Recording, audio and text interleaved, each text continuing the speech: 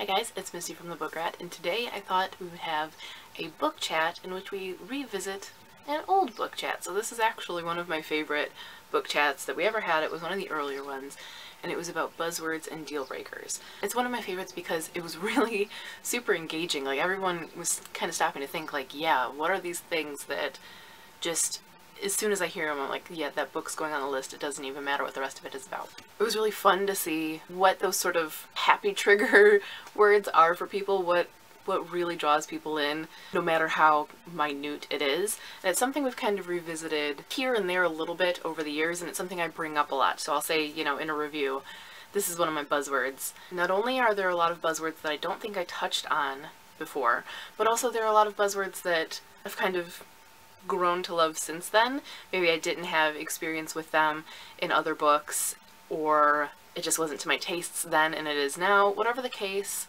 I've got a whole new list of buzzwords that just instantly make me want to read a book. There are no deal breakers this time. I'm completely only talking about buzzwords. I haven't gone back through that old video to see if I overlap at all. I probably will a little bit, but I mean, at this point that video is so old.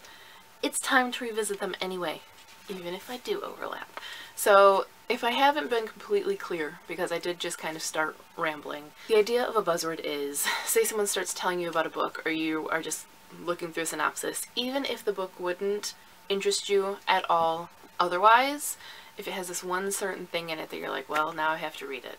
So in the old one I talked about things like circuses and carnivals. I don't even need to hear the rest of the synopsis to be like, okay, I'm putting it on my list. I want it. I love the things that I mentioned in that old video, and I will leave it linked below. And they're probably some of my number ones. So even though I'm not mentioning them in this video, there are some that are like even bigger, like instant must-reads for me. But lately I've been noticing a lot of the smaller ones that just instantly are like, yeah, give me it. And some also that surprised me, and that if you had asked me years ago, even when I made that chat, I would have been like, nah, probably not. And now I'm like, yes! And the first one, which is along those lines, is space westerns. Maybe if you had asked me back then, I would have been like, yeah, I do want that. But I don't know that I would have. I didn't have enough kind of reading under my belt that had anything to do with space or aliens or anything like that. And I probably would have said that I'm not really into westerns, and that's a flat out lie. I think I just had this like image in my head of what they were, and they were all like John Wayne, howdy partner type of things, and my just gut instinct, my gut reaction to that was pass. But no, when you combine those two, I like mashups in general, but when you combine those two, sort of space, the new frontier, and western, the old frontier, I am in, man. There have been some books that definitely helped push me in that direction. The 10-Star series by Cecil Castellucci was like right up there. It totally melded those two worlds so perfectly that it just made me crave it in more things. I want it in more things. But I mean, that's something that I've liked in other media, so I don't know why I didn't think that I would like it in books, because like Firefly, hello. That's been, I was one of the people that actually watched Firefly and was gutted when it was canceled. So that's how long I've been pining for that type of material. So I don't know why it wasn't on the original list, and why I didn't think it was something that I needed in my life, but I do.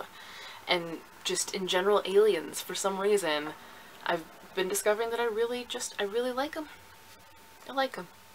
Whether they are all super different and unusual, like in 10-Star, or a little intimidatingly scary-ish, like The Knife of Never Letting Go, or even swoony and seem just really, really human and not at all alien, like in Amid Stars and Darkness, which I talked about recently. Just, I want more aliens. I never saw that coming. But I do. And I guess kind of on the same note as aliens, I really, to an extreme degree, really like anthropomorphic creatures to like the weirdest extremes. I talked recently in a graphic novel unboxing about how excited I get when I see things that wouldn't have eyeballs that have eyeballs. So there's like a fungus guy in the Rat Queen series. I love him. He doesn't say a word, he just is like a walking mushroom with eyeballs. I love him. The reason I brought it up in that unboxing was for Button. He's a little button mushroom in the City on the Other Side. I saw him on the cover and I was like, yes! This probably goes back a long way, but the thing that kind of made me realize how much I love it, though, was another comic, and that's the Zeta the Space Girl series, and pretty much anything by Ben Hackey. He can put eyeballs on anything, a literal rock, and make me care about that rock. That was when I realized I had a problem. That was when I realized just how much I love when you take something that normally wouldn't look at you, that normally wouldn't speak, and that for whatever reason does. So this extends even to like creatures, actual creatures that do have eyeballs but talk, like, you know, talking dogs, oversized animals, giant rat, Pizzicato, or maybe he's a mouse, but he's a rat, Pizzicato from the Zeta books. Even something as simple as Oi the Billy Bumbler from the Dark Tower series. All he really says is oi. He just repeats boy, but he says oi. Even that, just anything that kind of adds another layer of sentience, I guess, for interaction and for bonding with the characters. I'm just like, oh, I eat it up, I want it, I want it. I need to examine my childhood, I think, and see where that really came from, because I guarantee, I mean, obviously we have like the Muppets and things like that, that was probably part of it, but I think there are probably some specific characters from my childhood that did this to me. I need to figure out what they were. I might have mentioned this one before because I talked about orphans. I remember talking about orphans in the first book chat, but thieves also. It's funny because I really, really hate thieves in real life. Like that, to me, it's akin to lying, and I don't like being lied to. So if you're a thief, I think you're a liar, I think you're untrustworthy, and it's just, that's kind of the end of it. But in books, and specifically in fantasy, there seems to be more of a reason behind it, you know? There's a reason you're a thief, especially if you're a thief lord or a thief queen or whatever. It just, in a book it becomes more of a cat and mouse game, and like there's always some bad ruling system or something that you're getting one over. It's like Robin Hood, you know, Robin Hood is fine, but like you stealing money from my grandma's funeral is not. That's a true story, by the way. So whatever the reason, even sometimes when it's not getting one over on the man, or, you know, for the good, I still tend to like it. Like the Heist Society books by Ally Carter, they're pampered kids. It's not like they need to steal or they're like giving back to the poor, but it's still that kind of heists, you know? Those are, I think, always appealing even when you don't like thieves, and I don't know why. That's strange. There are plenty of things that we put up with in books, and maybe that will be another book chat. There are plenty of things we put up with and even actively like in books that in real life we're like. So, for me, thieves is one of them, I guess. Another one that was brought up recently by a couple things I read is female lineage stories. Lineage stories in general, but especially, you know, passed down through the generations through a female line, you know, mothers to daughters, aunts, cousins, whatever it is. So there have been a lot of things like that recently that I've realized that just it does something, you know, there's just something in it that makes me feel at home, I guess. So what kind of really made me realize that was a conversation that I was having with someone recently after I had read The Price Guide to the Occult by Leslie Walton. In the comments for the YouTube video, got to talking with someone, I don't remember who, sorry, about lineage stories and female lineage stories and how much they appeal to you. And I was like, you know, that was one of the things that was the most satisfying for me in the book and that I wanted more of. I also felt that way about another recent read when I listened to the audiobook Practical Magic, which is a pretty obvious one. Even Labyrinth Lost, but even if there's nothing else going on in the story, even if it was just that, I would be content. I like sort of that history and how it's trickled down to now and kind of condensed down into who the main character is that we're focusing on now. I like the weight of it sort of at your back. It really roots a story, it grounds a story to have, you know, family connections, because we all do. Even if you are an orphan, even if you were given up for adoption, that's still a part of who you are, and wondering is a part of who you are. So things like that, I think they don't make it into stories enough to kind of give you, it's just floating. You're just meeting this this character who is then going to go meet some other characters, and you don't have that weight of lineage behind you. And so I really am realizing how much I really enjoy that. And if you have recommendations of stories like that, oh my god, I want them. Please leave them in the comments, because sometimes I just crave that, and it just feels like coming home. That's a big one for me right now. And also, kind of from the Price Guide to the Occult, I talked about sort of quirky small towns, and that has always been a big one, and I don't think it made it into the first book chat, but that has always been right up there. Always one of my loves. The word quirky itself, if something is described as quirky, and to an extent whimsical, though that can really be overdone, they both can really be overdone, but those are like literal buzzwords. You say either of those and I'm like, yes please, I want that. When it expands out to quirky small town, oh man, I am in.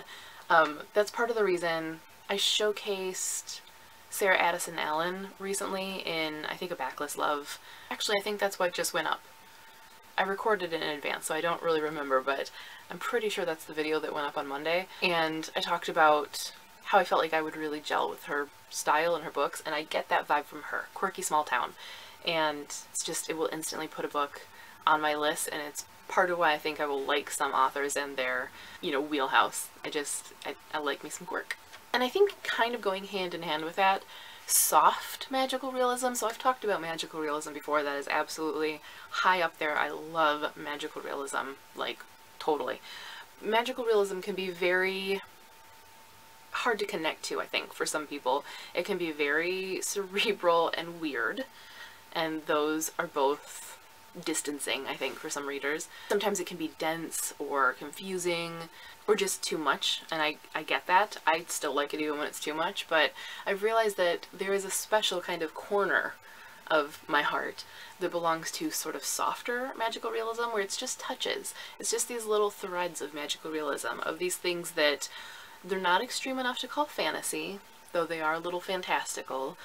Something as simple as like having a character, or like going back to the whole female lineage stories, having like, these kitchen witches that just have these little talents, these little things that they do that, aren't natural, but they're not so extreme. They're not like setting the world on fire with their mind. They're just these little soft magical things. A little bit magical, but it's more realistic. It's not this highbrow metaphor. It's just this little touch, this little whisper of a magical thread, a magical realist thread. I just love that. I want more of that. I will take recommendations on books like that too. If you like magical realism, tell me soft magical realism books that you like. I don't know, something about that that satisfies me. I also, and I don't think this ended up in the first video, and it should have, because this is kind of similar to the magical realism thing, but baking and cooking on their own, but even more specifically, baking or cooking magic, that's like probably a perfect example of like, if you can think of a book like that. I haven't read like Water for Chocolate, so I don't know how magical realist that one is, but you see it in plenty of things where someone has some kind of baking talent, they put their love in, or whatever, they put their emotions in and people feel it. That I think would be a really good example of some softer magical realism, depending on how it's done and how extreme it is. Just regardless, like, I love baking and I love cooking in stories. Number one, because I like to bake and I like to cook. Number two, because I think that's another one that grounds it. People don't talk about food enough in books, and obviously we all eat all freaking day long. So that should make up some portion of your character's thinking. Real world concerns should be, they make a story more believable, they invest you more in it. Even beyond that, when you can give me some kind of magical element along with baking and cooking, oh, I am a smitten kitten. You don't even know. Of course, there are the obvious ones like fairy tales and Jane Austen. You already know that about me. It really, seriously does not matter what the book is about. If it's a Jane Austen telling, it's going on my list. If it's a fairy tale retelling, it's going on my list. I talked about that in the anticipated May releases because there were a couple in that list. Those are givens. I have just a few more, and they're pretty straightforward, just simple buzzwords. One is spies. I think this maybe goes along with the thieves a little bit. I recently read Spies, Lies, and Allies, and even though it's kind of light spying, it's another one that it's a buzzword. That would pull me in. I'd be like, I want to know. I want to know what they're spying on. I want to know the cat and mouse, the intrigue, any potential danger, whatever. I just want, you know, I like spies. Maybe it dates back to Harriet the Spy. And the other one is speakeasies. Roaring 20s in general, but like specifically speakeasies.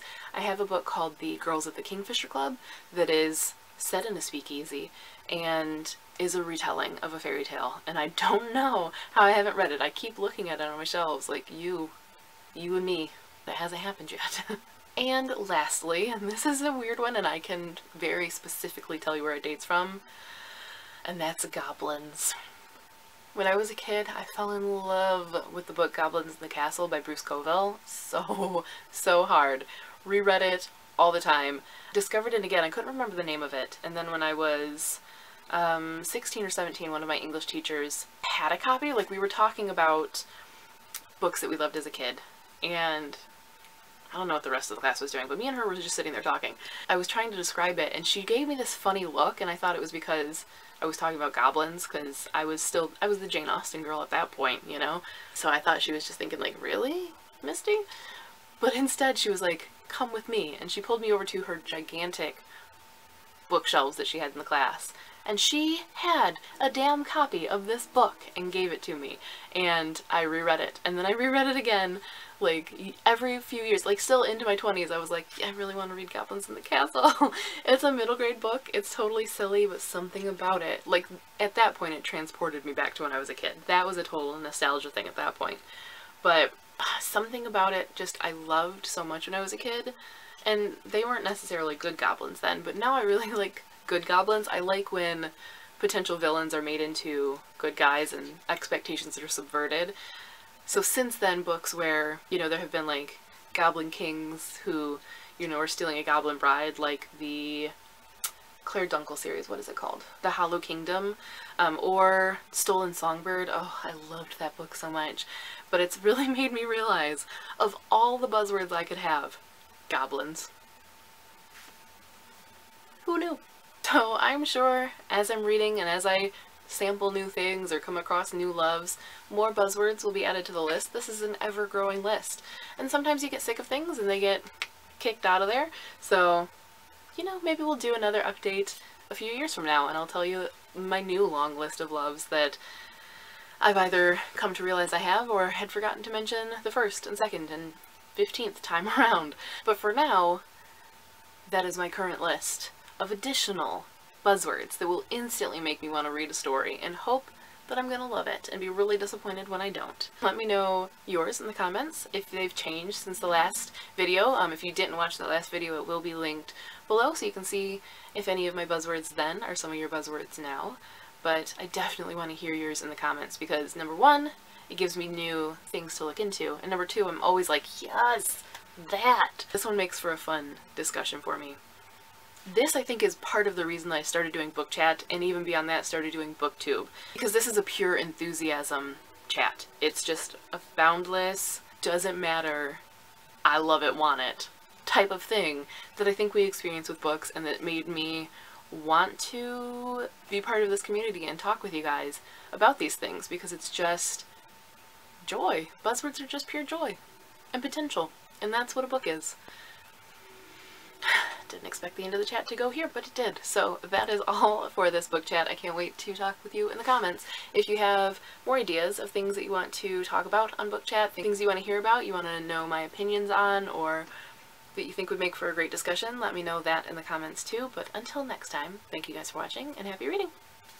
We're gonna ignore that I have stuff piled on my bed in the background, because I was gonna say that I will be dealing with it after this video, but needed to get the video recorded first, but I'm not going to deal with it after this video. It's going to go ahead and sit there for right now. My baby.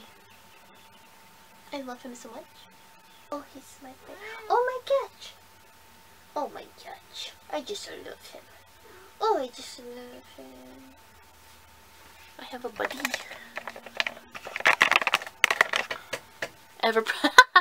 Ever present at my side. Always my assistant on videos, huh? Yeah? Yeah, 'cause you love your mama? Yeah? Oh, you don't love your mama? Or are you just a jerk?